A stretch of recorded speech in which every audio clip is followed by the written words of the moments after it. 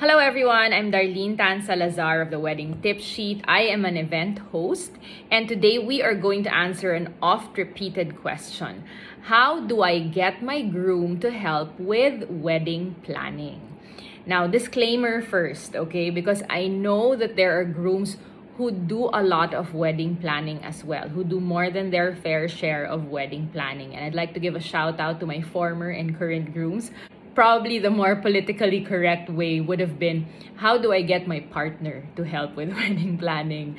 But nonetheless, we're sticking to that title for now. Number one, be aware of how your partner thinks. If your groom is the type of person who likes lists and deadlines, then go, by all means, give a list of all the tasks that you'd like him to do, okay? Because he's that type. Now, if your groom is like a lot of males who get overwhelmed or who feel that there are so many things, I don't want to do it anymore, okay? Please take care of it for me. The type of groom who will give up, then do not give a list. Instead, go piecemeal, okay? Give your groom the stuff he has to do little by little. That way, he will not feel overwhelmed and he will actually accomplish the tasks that you want him to do. Okay. Number two, second strategy, give tasks that are within the realm of experience or within the interest spectrum of the groom. Okay, how do we do this? Let's give an example. First, I think there are grooms who are really interested in the liquor, in the after party, right? So make the groom take charge of buying the liquor and typing up the liquor turnover list. Okay. Second, if the groom is into music, then make the groom research about the possible band who will be present during your wedding. Just give the groom a little parameter, just one parameter, that the band knows how to deal with ceremonies in case you will need the band for your ceremony.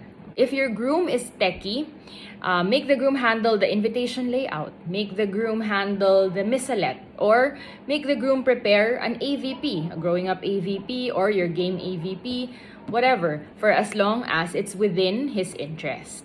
Oh, and we have grooms as well who are very focused on the budget. Who want to make sure that you would stick to the budget. So if that's the case, then make the groom handle the budget tracker.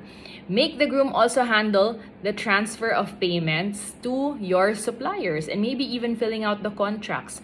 Just make sure that the groom also notes in the email to the supplier that you are the bride, because usually it's the bride who does the inquiry and then the groom pays. So for us as suppliers, sometimes we get surprised. Oh, who's this person emailing me and sending me a deposit slip? Better if the groom can mention already that you are his fiance. Okay. Oh yes, we do have grooms who are very interested in the way they look. They can be quite vain, right? So if they are quite vain, make them handle the design of their suit, make them book their own grooming service.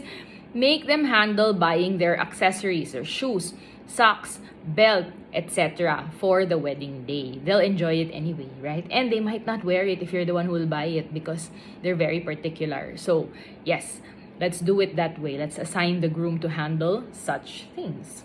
Okay, so I've given you 5 possible things under number 2 already. I think it's time for us to move on to number 3. What is number 3?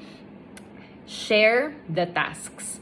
Make the groom realize that, there are certain things that we can actually divide into 2. For example, getting the full names of your entourage, including the principal sponsors, for the invitation. Usually, the entourage list is composed of people from both sides, right? So it's easier for the groom to get the full names of the people from his side, right? So make the groom handle that one, at least for his side. Or maybe he'll pass it on to his mom, but nonetheless, it's still something off your plate as a bride. You can also have the typing of the guest list, especially because it will include the contact numbers for the RSVP service of your coordinator. So make sure if you have 200 guests, you're gonna type only 100, right? Because you can make the groom type the other 100. Yes, it is tedious to type up contact numbers. So even during the lockdown now, you can already start typing up your guest list and inputting the numbers, Viber or otherwise, so that at least when it's time for you to do RSVP and let's say, okay, you want to uninvite somebody, you just delete the line. It's easier to just delete than to keep typing right when the RSVP list is needed.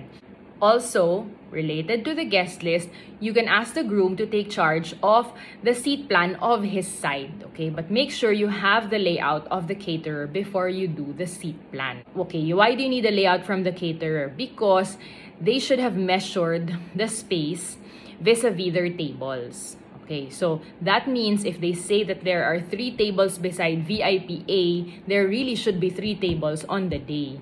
Now, some stuff about the sitting arrangement. Number 1, do not seat older people or very, very young guests close to the corners because those corners might have speakers and they will not be happy with being seated close to the speakers. Also, being seated very close to the band because there are monitor speakers there as well. So, just a few notes so that we can avoid complaints from the guests on the day. Also, if, for example, you have friends of parents coming over to your wedding, let's make sure that they are seated more or less on the same level so that they won't feel bad that, oh, how come my friends are way at the back and then the friends of the groom's mom are right in front, things like that. So let's prevent any emotional outbursts on the day by making sure that you have the same levels, even if you are doing the seat plan separately.